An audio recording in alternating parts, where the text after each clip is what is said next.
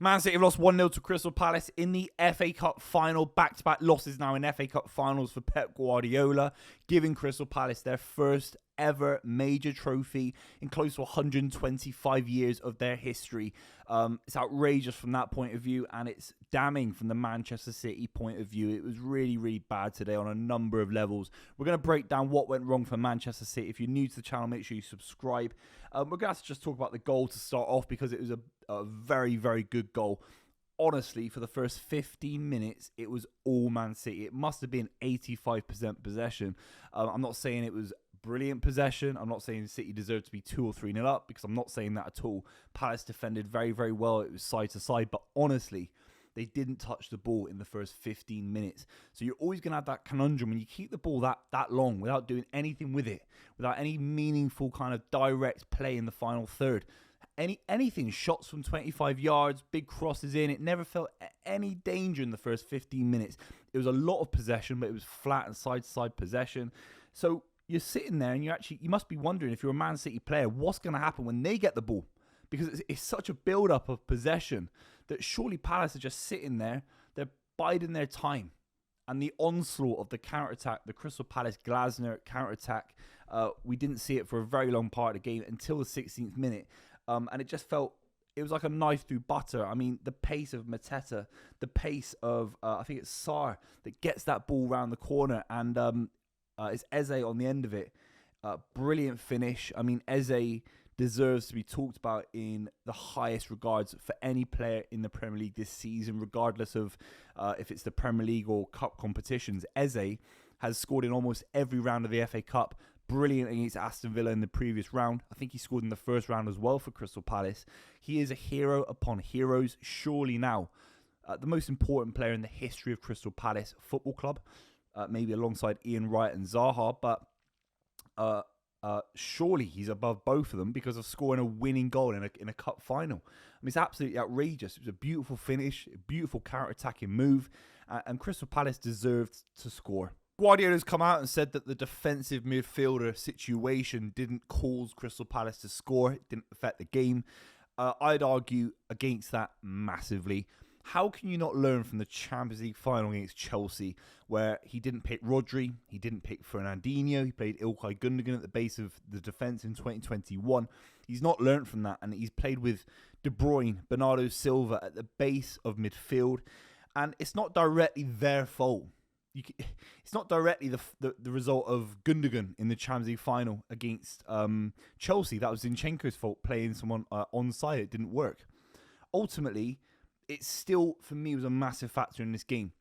Without a base of midfield, you can't have meaningful possession. The players that are dropping too deep, like De Bruyne, like Bernardo Silva, they're not in the kind of space where they can influence things. They're not in the kind of space where they can shoot. They're a little bit closer to goal. They're not anywhere near the wingers in terms of the ball that they're playing. Little 1-2s around the corner. The corridor cross from De Bruyne into Erling Haaland. Haaland had no service today, and we'll talk about Erling Haaland because he wasn't perfect. I'm not saying it's anyone else's fault that Haaland had a poor game. But ultimately, De Bruyne is coming between the centre-backs at points to get the ball. And then you talk about, which is too far deep for him to influence the game, in my opinion. Him and Bernardo, both of them that deep, makes no sense. And then you've got no one ahead of them because Marmoush is almost playing as a striker. It's a very strange formation today. And you look at the Eze goal and say, right, was it De Bruyne's fault for not tracking him or Bernardo Silva? I think there's an argument for that. It felt like a very porous kind of midfield that Eze could just run through. But ultimately, it starts with that 15-minute spell of possession that I'm talking about at the start of the game, where it didn't mean anything because the best players on the pitch, De Bruyne and Bernardo Silva, are so deep they can't influence the game. He needed to play a defensive midfielder. He needed to play Nico Gonzalez. He needed to play someone like that. It just makes no sense. Nico Gonzalez hasn't set the world alight, but there has to be a structure to the midfield. I think Kovacic, can't go at Guardiola for not playing Kovacic. I think he's got an illness or a bug or something like that. But the midfield of Bernardo Silva, De Bruyne, didn't work. I don't think we've ever seen it. We've never seen it before. And he's doing it in a cup final. Really strange. And it's actually it's quite passive. It's almost like, just do it, lads. 4-2-4. De Bruyne, Bernardo Silva, Doku, Savinho, Marmoush, Haaland. All kind of forward-thinking players. There's no one sitting there and trying to control the game. Even surely you could throw an Ilkay Gundogan in this game. Surely. and have all three of them pack the midfield.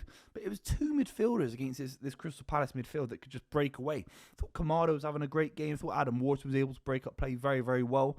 And it resulted in the only goal of the game. But honestly, it came from the decision to play no defensive midfielder in this game, which I think is criminal. I think it's overthinking. I really do. Particularly when you spent 50 million quid on Nico Gonzalez. We have to talk about the Henderson red card. I was a million miles away from it at Wembley Stadium, so I couldn't quite see it. But when you look at the highlights now of Erling Haaland getting just in front of Dean Henderson, who's miles out of his box, Henderson punches the ball. It's clear handball.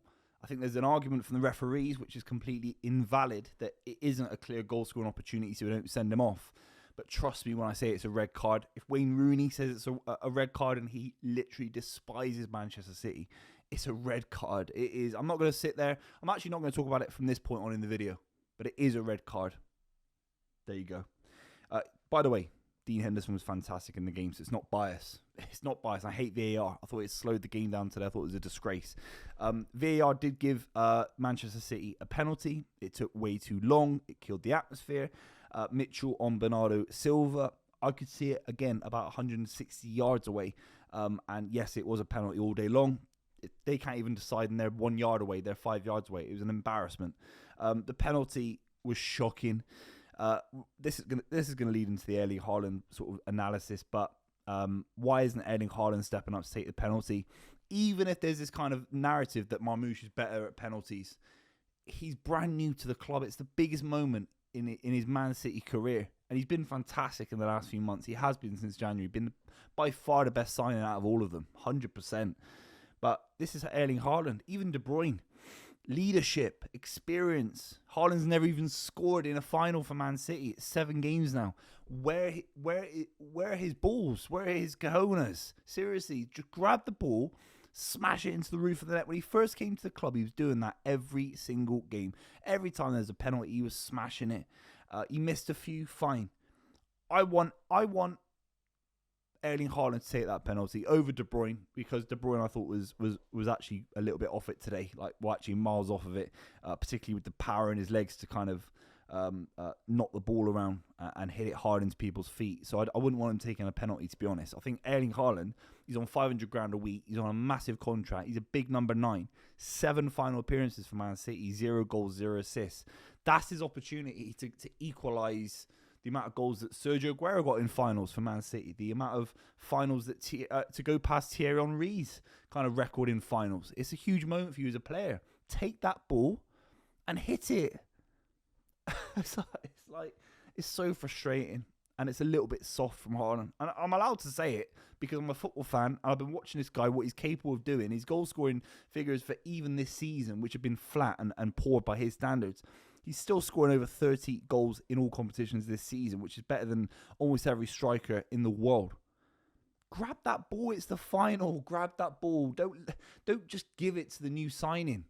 And Henderson came out and said something very similar, that he had no idea if Haaland was going to take it, what would happen. But with Marmoush, he'd studied Marmoush. He knew what he was going to do with it. It was a bad penalty. It was at waist height. And it's not fair. He's a new signing. He's a big player. He's not a young kid. He's not 16 years old. I mean, he's in his mid-20s. He's got a lot of experience, Marmoush. Terrible, terrible, terrible penalty. Look, I think Palace were as well-rounded and as deserved cup winners that you could ever get. Their route to the final, beating the side that knocked out the cup holders of last season in Fulham, away from home, difficult. Aston Villa, difficult at Wembley. Unai Emery, very, very difficult. They deserve to win the FA Cup. They time wasted bad. That is the great leveler for a lot of clubs. I think that they think they have to time waste to the level that they do. It was shocking from Henderson. Adam Wharton got a ball to the face and he's rolling around. It was actually embarrassing. It was. I hope I don't get slagged off by Palace fans, but it was embarrassing. I don't know what to say. I think I'll wrap up with this. Everett came on, a young Argentine playmaker, very, very highly regarded. When I've seen highlights, he's never played for City before in the first team in a game like this. When I've seen his highlights, I thought, wow, fantastic. When he came on for 5 minutes, he looked really sharp. Why is he coming on in a game like this and Jack Grealish is being left on the bench? It makes absolutely no sense. It was unfair. It was lackluster. It was passive from Guardiola. Guardiola got it completely wrong today. He didn't make a substitution until past the 70th minute, and the substitution was there for the making. Grealish is on the bench. Phil Foden came on. He looked a husk of a shell of a man compared to where he was last season. He'd be devastated not to be starting this game, and I would have started Phil Foden in this game, or Grealish, one of them. I think Savinho, Doku, Marmoush, Haaland, too much, not enough control. Where's the Guardiola control? Where's the tiki-taka? As much I hate to say it, it's important for Guardiola because he hasn't got other things to his philosophy. This City side, it was far too side to side. It was far too flat and passive. Where's the pace? Where's the energy? It was poor. I think throwing that kid in was really unfair as well. I can't believe that you spent 175 million quid in January and you've got nothing out of those players. I think Marmoush got Manchester City into the FA Cup final, but apart from that, you can't trust the centre backs. If it's a Rice, doesn't play. He's young, fair enough. Kujanov doesn't play. And then you've got Nico Gonzalez that was brought in to replace Rodri for this 6-month spell with the idea that he could influence the Champions League form, maybe the Premier League form in January. And obviously the FA Cup was still to fight for. And he's not being trusted. I think Guardiola has run out of ideas and there's going to have to be a change in the summer, a drastic one. It's his first trophyless spell at the club since he first came, which obviously is endemic of a club that needs a little bit of a revamp in terms of its ideas about its playing staff. Who are Manchester City? Is it 4-3-3? Is it 3-5-2? Are we playing Haaland and Marmoush down the middle? That means you need an extra man in midfield. Are we two wingers? Doku, Savinho, Marmoush and Haaland every game? Where does Rodri fit in? Who replaces De Bruyne? Is it 3 centre-backs? Where's that kind of Kyle Walker replacement? That will have to be figured out as well. The left-back situation, I thought Nico O'Reilly got locked up today. It's a difficult time, even though, by the way, he got us to the FA Cup final. So you have to say fair play to him. He was absolutely outstanding in every single game.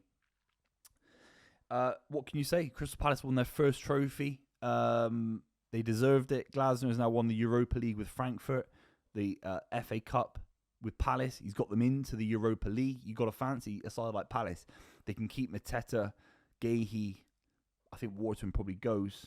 Lacroix was fantastic today. Mitchell, keep 80% of those players. Bring in a couple. You could have a go in the Europa League. Look how far Spurs and United have gone. So you've got to say fair play to Crystal Palace having a tour in Europe. I think they'll do absolutely fantastic with Glasner and his experience. He's a bit like the German Unai Emery in the Europa League. Got to say fair play. And there we go. Maybe I've been a little bit unfair on Henderson, but he was time wasting as well. Fair play to Crystal Palace. Where do Manchester City go from here? Let me know in the comments down below. Make sure you subscribe, and I'll see you very, very soon.